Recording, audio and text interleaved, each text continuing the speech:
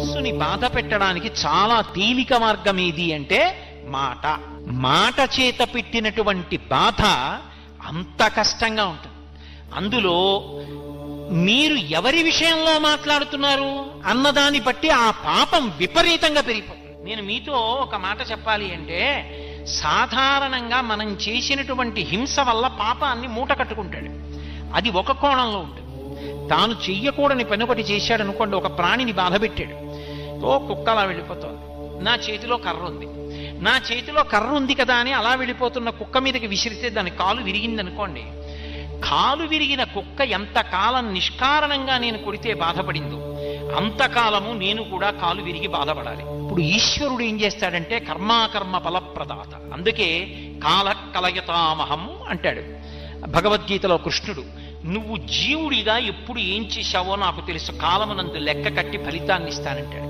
కాలోహి బలవాన్ కర్త సతతం సుఖదుఃఖయోహో నరాణం పరతంత్రాణం పుణ్య పాపానుయోగత అంటాడు దేవీ భాగవతంలో వ్యాస భగవానుడు. కాలము మహాబలవత్తరమైనది. ఈశ్వరుడు కాలరూపంలో ఉండి గత జన్మలలో నేను చేసిన పాపపుణ్యాలు లెక్కలో పెట్టుకుని ఈ జన్మలో పాపానికి దుఃఖం ఇస్తాడు, పుణ్యానికి సుఖాన్ని ఇస్తాడు. లెక్క చెప్పి ఇవ్వవలసిన అవసరం ఆయనకి లేదు. చాటు నుండి ఫలితాన్ని ఇస్తాడు. చెట్టు చాటు నుండి రాముడు వాలికి ఫలితాన్ని ఇచ్చినాడు. ఆయన ఎదురుగుండా వచ్చి కోటేశ్వరరావు ఫలానా జన్మలో ఫలానా పేరుతో ఉన్నప్పుడు ఒక కుక్కని కొట్టావాయ్, అందుకని ఆ ఫలితాన్ని వాళ్ళకి ఇస్తున్నాను. 11 గంటలకి నీ మోకాలు మీద కూడా దెబ్బ తగులుతుందో, మోకాలు మీద నొప్పి 3 రోజులు ఉంటుందో, అప్పుడు కుక్కకు 3 రోజులు ఉందో, ఇన్న నాకు చెప్పక్కల్లా మోకాలు నొప్పి పెట్టేట్టు చేస్తాడంతే. అది ఈశ్వరుడు అంతే. ఆయన శాసకుడు, ఒకడికి చెప్పవలసిన అవసరం ఆయనకు ఉండదు.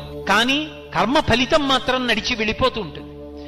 ఇందులో మీరు ఒక్క విషయాన్ని జ్ఞాపకం పెట్టుకోవాలి. నేను ఒక కుక్కని కొట్టాను అనుకోండి, అది మళ్ళీ ఆ దెబ్బ రూపంలో నన్ను బాధిస్తుంది. ఎప్పుడు నేను ఈ జన్మలో భక్తిగా ఉన్నాను అనుకోండి, ఈశ్వరా ఎప్పుడో తప్పు చేసి ఉంటాను, లేకపోతే ఎందుకు మనుష్య జన్మ వస్తుంది? మనుష్య జన్మ అంటే పాప ఫలితం పుణ్య ఫలితం రెండూ అనుభవించాలి. కానీ తండ్రి బాధ పెట్టకు, బాధ పెట్టావనుకో నీ పాదముల యందు అనురక్తి తగ్గిపోయి ఆ బాధ గురించి ఆలోచిస్తాను. వద్దు, నా పాపములు క్షమించన్నాను అనుకోండి, అలా కుదరదు. చేశావు కాబట్టి ఫలితం అనుభవించాలంటే ఇప్పుడు నీ చేసిన కర్మ గొప్పదవుతుంది. ఈశ్వరుడు గొప్పవాడు కాడు. ఈశ్వరుడు ఏం చేస్తాడంటే భక్తితో జీవనం చేస్తున్న వాడి యొక్క కర్మ ఫలితాన్ని తగ్గిస్తాడు. అందుకే నమశివాభ్యాం అశుభాపహాభ్యాం అని ఆపదామపహర్తారం దాతారం సర్వసంపదాం ఈ శ్లోకాలు ఎందుకు వచ్చాయి? ఇప్పుడు నేను భక్తితో ఉన్నాను, గత జన్మలలో చేసిన పాపానికి ఫలితం ఇవ్వవలసిన సమయం ఆసన్నమైంది. నేను గుండెలు బాదుకుని ఏడవలసినటువంటి పరిస్థితిని ఈశ్వరుడు కల్పించాడు. వీడిప్పుడు మారాడు, నన్ను నమ్మాడు, నీ చెప్పినట్టు బ్రతుకుతున్నాడు. కాబట్టి వీడి కష్టాన్ని తగ్గిస్తానని పాము కరవవలసిన వాణ్ణి చీమతో కరిపించి విడిచిపెట్టాడు. అది ఆయన శక్తి, ఆయన ఈశ్వరుడు. ఆయన అలా ఎందుకు చేశాడని అడగడానికి ఆయన అసలు ఎందుకు అలా చేశాడో మనకి తెలుస్తుందా? చేసిన కర్మ తెలియదుగా. నాకే తెలియనప్పుడు ఇంకొకరికి ఎలా తెలుస్తుంది అడగడానికి? అది ఈశ్వరత్వం అంటే. కాబట్టి ఒక్కొక్క తప్పు పాపాన్ని మాత్రమే ఇస్తుంది. మహాభక్తులైనటువంటి వారి జోలికి వెళ్ళారనుకోండి, అది ఎంత ప్రమాదాన్ని తీసుకొచ్చేస్తుందంటే యుక్తాయుక్త విచక్షణ లేకుండా, శాస్త్రం మీద సరి అయిన అవగాహన లేకుండా, విషయం గురించి సక్రమంగా తెలుసుకోకుండా కేవలము అవతల వారిని బాధ పెట్టడానికి తెంపరితనంతో ప్రవర్తిస్తే భగవంతుడు ఏం చేస్తాడంటే అవతారంగా కిందకొచ్చేస్తాడు. అవతారము అన్న మాటకు అర్థం ఏంటో తెలుసా? తార అంటే ఎక్కడో ఉండడం, తారస్థాయిలో పాడాడంటారు. అవతార వ్యతిరేక పదం. మాంసనేత్రంతో చూడడానికి యోగ్యంగా కిందకొస్తాడు. ఏదో చక్షుతో అన్నాను అనుకోండి, అందరికి అర్థం కాదు. మాంసనేత్రము ఏం బెగబెట్టి గుండెలు బాదుకోక్కర్లేదు, అర్థం అవడానికి ఆ మాటే వాడాలి. మాంసనేత్రంతో చూడడానికి యోగ్యంగా కిందకి దిగి వస్తాడు ఆయన. ఇప్పుడు ఎందుకు వస్తాడో తెలుసా? అసలు ఆయన అలా రావడానికి కారణం ఏమిటో తెలుసా? ఆయనే చెప్పుకున్నాడు, పరిత్రాణాయ సాధూనాం, పరమ భాగవతోత్తములైన వారిని రక్షించడానికి వస్తాను అలాగా. వినాశాయచ దుష్కృతాం, ఆ వాళ్ళని బాధ పెట్టిన వాళ్ళని చీల్చి చెండాడడానికి ఓ రూపంతో కిందకొచ్చేస్తాను. అంటే ఈశ్వరుడు కూడా ఉద్వేగం పొందేది ఎప్పుడు అంటే భాగవతుల జోలికి నువ్వు వెళ్ళావా, ఆ హింస కట్టి కుడిపేస్తుంది, ఈశ్వరుణ్ణి దింపేస్తుంది భూమి మీదకి. అంత క్రోధానికి కారణమవుతుంది. అది సామాన్యమైన దోషం కాదు. అందుకే ఎప్పుడైనా సరే భగవంతుణ్ణి నమ్ముకున్న భక్తుల జోలికి వెళ్ళేటప్పుడు 1కి 10 మార్లు ఆలోచించుకుని వెళ్ళు అని చెప్తారు. మారీచుడు రామాయణంలో రావణాసురుడితో మాట్లాడుతూ అంటాడు, సీతాపహరణం చెయ్యి, సీతాపహరణం చెయ్యి అన్నాడు. అంటే మారీచుడు అన్నాడు, ఏమిటో సీతమ్మను అపహరించి తెమ్మంటున్నావు, అంత తేలికనుకుంటున్నావు, ఆ దోషం ఉట్టినే పోతుంది అనుకుంటున్నావా? సీతమ్మను అపహరించి తెస్తే రాముడు కనపడకపోతే, సీతమ్మ ఏడిస్తే, సీతమ్మ కన్నుల వెంట నీటి చుక్క పడితే, రావణా నువ్వు ఒక్కడివే చచ్చిపోతాననుకుంటున్నావేమో.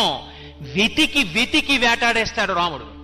కళత్రాణి చ సౌమ్యాని మిత్రవర్గం స్థైవచ యదీచ్ఛసి చిరంభోక్తమ్మ కృధారామ విప్రియం. ధర్మాన్ని నమ్ముకున్న రాముడి జోలికి వెళ్ళవద్దు. రామో విగ్రహవాన్ ధర్మ సాధు సత్యపరక్రమ. మారీచుడు చెప్పాడు ఈ మాట, రాముడు రాశీభూతమైన ధర్మము అని. రాశీభూతమైన ధర్మమైన రాముడి జోలికి వెళ్ళావా, కట్టి కుడిపేస్తుంది. అది అలా ఇలా కుడపదు. నిన్నొక్కడనే బాధ పెడుతుంది అనుకుంటున్నావేమో, అది మళ్ళీ నీకు ఫలితంగా ఇవ్వడం మొదలు పెట్టిన నాడు తెలుస్తుంది. కళత్రాణి చ సౌమ్యాని మిత్రవర్గం స్థైవచ. భార్యలు, బిడ్డలు, నిన్ను నమ్ముకున్న సైనికులు, నీ ఆస్తి, నీ ఐశ్వర్యం, నీ కాంచన లంక సర్వము నశించిపోతాయి. నువ్వు అలా నిలబడి ఉండగా ఒక్కొక్క తల తరిగేస్తాడు రాముడు. ఒక్కొక్క తల తరుగుతూ ఉంటే దేవతలందరూ వచ్చి పైన నిలబడతారు. నిలబడి శభాషను సంతోషిస్తారు. చచ్చాడు రా పాపాత్ముడంటారు. ఆ రోజు తెచ్చుకోకు, రాముడి జోలికి వెళ్ళకు. సాధు పుంగవుల జోలికి వెడితే, ధర్మాత్ముల జోలికి వెడితే, వాళ్ళు బాధపడితే ఒకడితో విడిచిపెట్టదు, వాడితో ఉన్న వాళ్లతో కలిపి కాల్చేస్తుంది. వెళ్ళవద్దు, బాధ పెట్టవద్దు. ఆ హింస పరమ ప్రమాదకరము.